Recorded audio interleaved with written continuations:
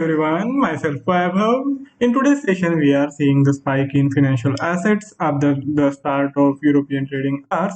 And if you consider the Euro USD's price action so far, it spiked closer to the 1.215, but that upward momentum proved short-lived, and now it is back to where it started the day. But if you consider the equity segment, there we are seeing this continuation of the formation of new record highs every day, or not every day, but quite frequently. And this bull run is not going to stop, at least anytime soon.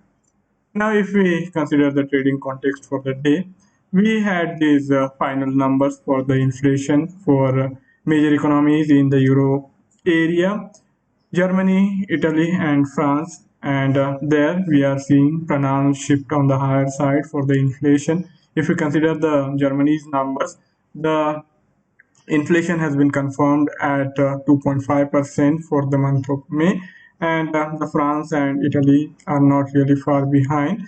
There, the inflation has now risen above the 1% mark, and to be precise, the inflation for France is at 1.4%, slightly higher than what it was a month back at 1.2%. And similarly for Italy also, the inflation is higher at 1.3% compared to the prior reading of 1.1%. So you can say that for the European economies also, the inflation is likely to become concern in the second half of this year. Moving on to the US data, we are scheduled to get multiple data points for the US retail sales, the P- PPI, industrial production, and manufacturing production data. And along with that, we also have the business inventories and NHB housing market index.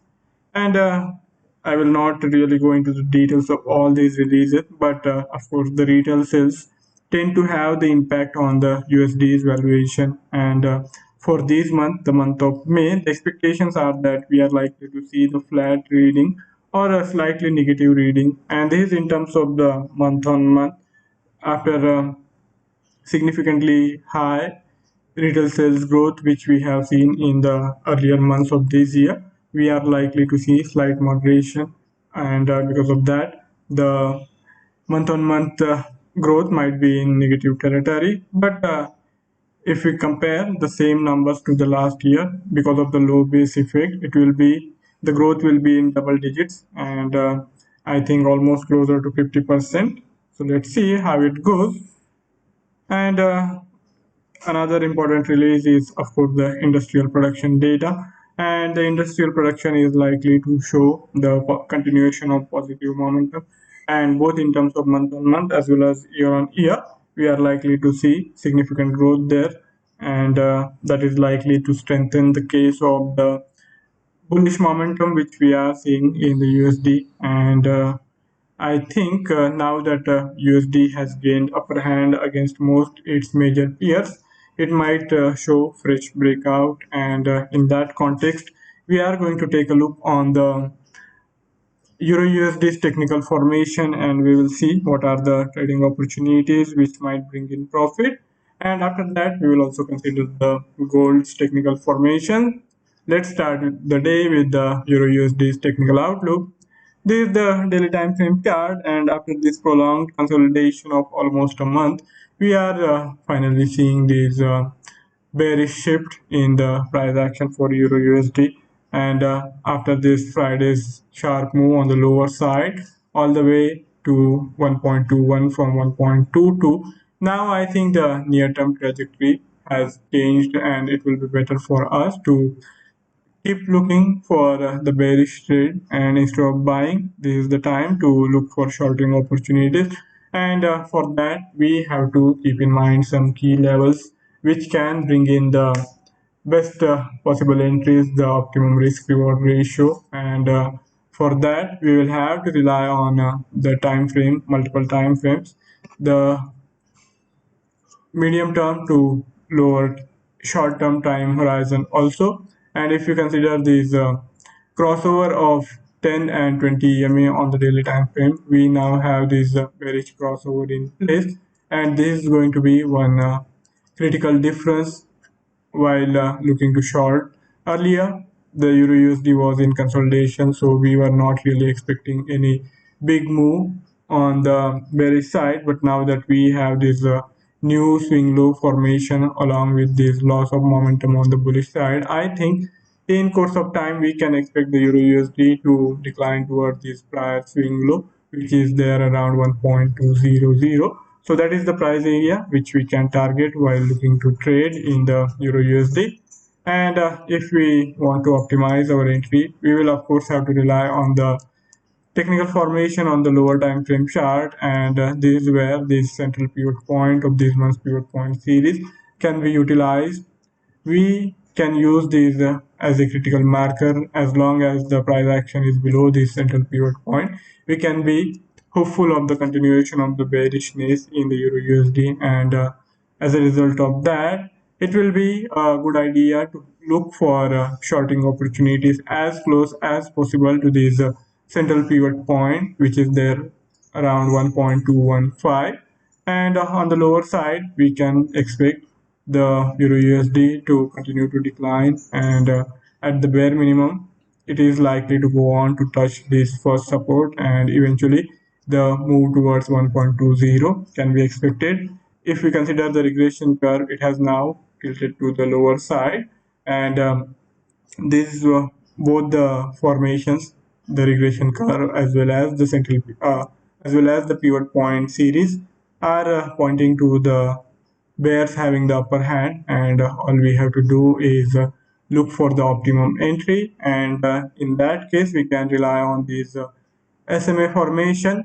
I think we can utilize these prior consolidation lows and 200 SMA, which is also fairly close to the central pivot point level. So this price area of around 1.215 can be utilized as our desired area of entry, and as I said, the short sale entry, if we get anywhere closer to this price zone, is likely to bring the optimum risk reward ratio, and our risk is likely to be quite low.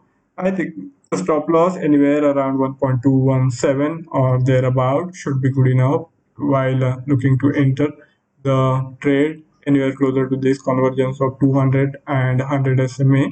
And on the lower side, the near term target, the first target can be considered as this low established in the Friday session. And if you are willing to hold, you can even continue to hold the position, and eventually the first support of this month's pivot point series, and then next swing low, which is there around 1.20, can be considered as the target for the trade. Now moving on to the gold. Here also the case is that the USD is gaining strength, and we are likely to see the gold going on to decline, and in that case all we have to do is keep looking for shorting opportunities. And here if you consider the price formation, it's somewhat similar to what we had for the Euro USD. The only thing is that the decline for the gold has been not that pronounced, and gold is still quite close to its recent swing highs. And I think we can utilize these as our determining factor, and the gold's technicals are pointing to the possible move, possible breakout on the lower side. If you consider this immediate price action here, you can observe that we have fresh swing low formation lower than the prior swing low. So if you consider this price formation, this is of lower highs and lower lows, and unless and until we see the gold climbing back above US dollar 1900 per ounce level, we don't really have reasons to believe in any turnaround of sort for the gold, and we can be fairly confident while looking to short the gold. And all we have to do is keep in mind some key technical levels which are likely to help while making our trading decisions. So if we consider the immediate price zone, we have this central pivot point which has been providing some support on the lower side, and last time around we saw the gold finding support closer to this area, and this is also the price area where the gold is consolidating after this Friday's decline. So I think the gold is likely to spend some more time around this support, and after due consolidation, whenever we have the fresh breakout on the lower side, that will be the time to short the gold with a possible move towards US dollar 1800.